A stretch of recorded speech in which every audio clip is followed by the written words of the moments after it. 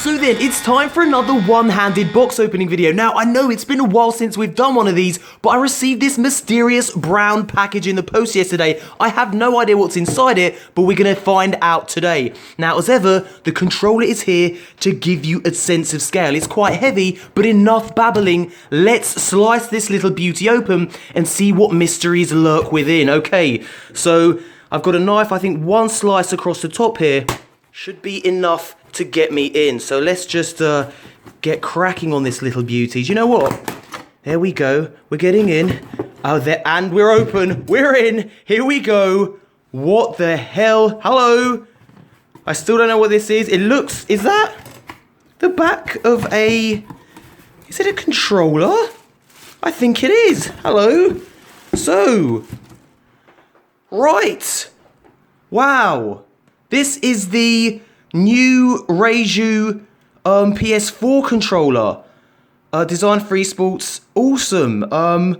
Wow. Okay, so dude, right, what we're going to do is we are going to, via the magic of editing, we're going to crack this open and we're going to see what the hell it's all about. Let's do this. So then, here it is, the Razer Reiju gaming controller, a third-party Razer controller officially licensed by PlayStation. It's designed for esports, so if you're a sweaty pro gamer, this could very well be the controller for you. Now, this actually comes out officially on December 9th, so we've got this a week early, so we get to a nice little exclusive look at what this thing is all about. And I've done a bit of research, and I've got to say, it's very cool. So let's open this thing up.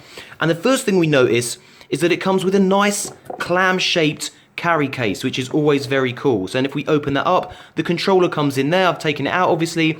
And it also comes with a little screwdriver. And we'll talk about that in just a moment. So now let's have a look at the actual controller itself. Here it is. The Razer Reiju PlayStation 4 controller. Now, let's compare this with the original PlayStation 4 controller, just to get a general idea of what this thing looks like. So as you can see, it looks nothing like the original PlayStation 4 controller, and it looks a lot more like an Xbox One controller. Now, this is definitely going to be a plus for some people. I love the Xbox One controller. It's an excellent controller, and some people would argue it's the best controller.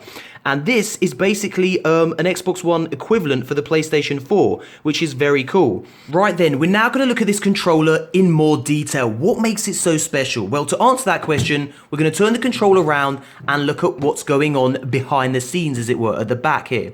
So we've got 4 additional buttons. Now, as you can see at the top, we've got 2 additional bumper buttons, and these are actually hair trigger buttons, which means you can spam these and press them really quick for quick fire. Just imagine using Last Word or Mighty Multitool with this thing. It's going to be a bit of a beast, I've got to say. And we've got 2 extra trigger buttons down here, which are actually removable if you use the screwdriver that came with the clamshell case. I actually really like them, so I don't think I'll be removing those, but it gives you the option to do that.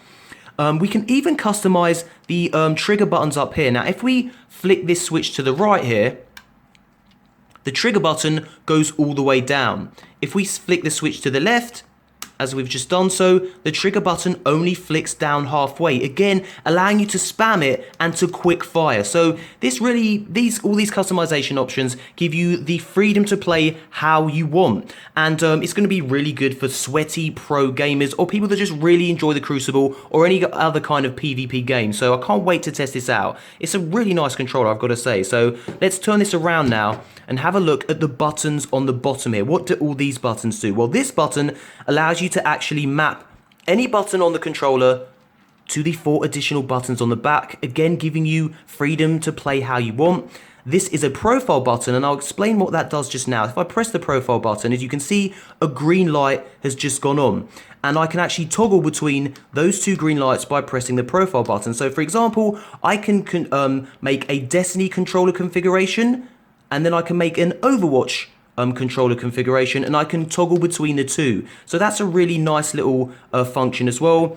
This is to mute your mic, and this is to turn your mic up and down, and they're all easily accessible down here. So this is a really nice, well laid out controller.